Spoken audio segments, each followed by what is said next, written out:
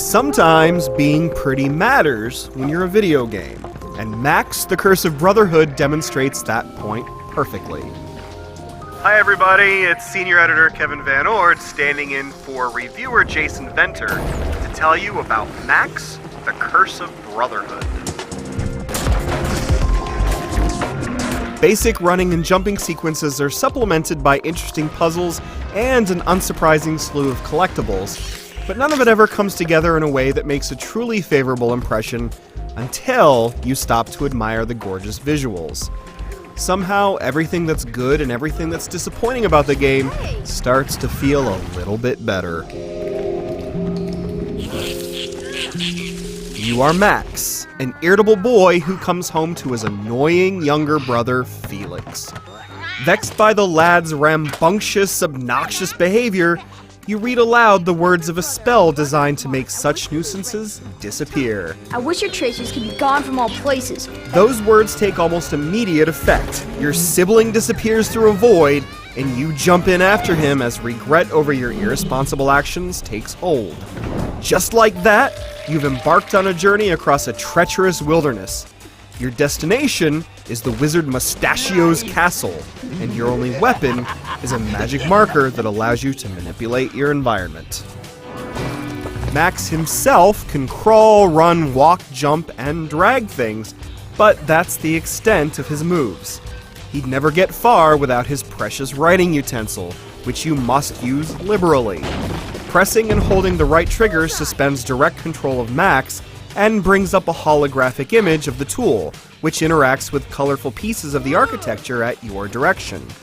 For instance, a dark green node can extend to form a ledge, which you can then use as a foothold.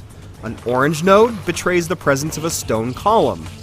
Each interactive piece of nature has variable limits, signified by a steadily draining supply of ink. You must figure out how to make the most out of each resource. As the game progresses, the marker gains additional abilities, and the solutions to puzzles gradually require multiple steps.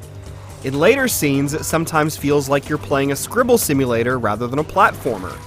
Levels typically consist of a series of open spaces wherein you must chain together a few environmental effects, and then hop along a few more ledges or run along an unremarkable corridor to reach the next such challenge. The difficulty lies in figuring out what you're supposed to accomplish in those more interactive areas. It's a pleasure to descend along a series of ledges protruding from the face of a roaring waterfall, admiring the lush foliage and figuring out how to reach the far side of each hazard. Checkpoint placement is typically generous, so that even a fall to your doom means short-lived frustration at the worst. However, you'll come across numerous other situations that prove frustrating because they require quicker reflexes and more precise movement than the game's controls readily facilitate.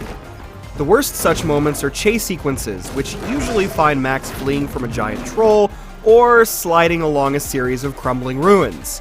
If Max suddenly needs you to produce a ledge lest he tumble into an abyss, the marker often materializes in a location that's less than ideal for the task at hand. The moments when you're forced to play through a particular scene several times because you didn't anticipate a surprise shift in the landscape are always unwelcome. Even when you know exactly what to do, you may come across instances where you'll have to make several attempts before Max jumps quite far enough and grabs a vine that only just barely has a chance of reaching him.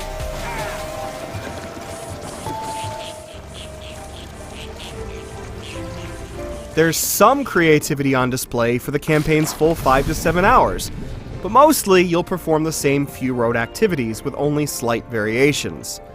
Aside from the aggravating chase scenes, a scavenger hunt for collectibles is the only detour.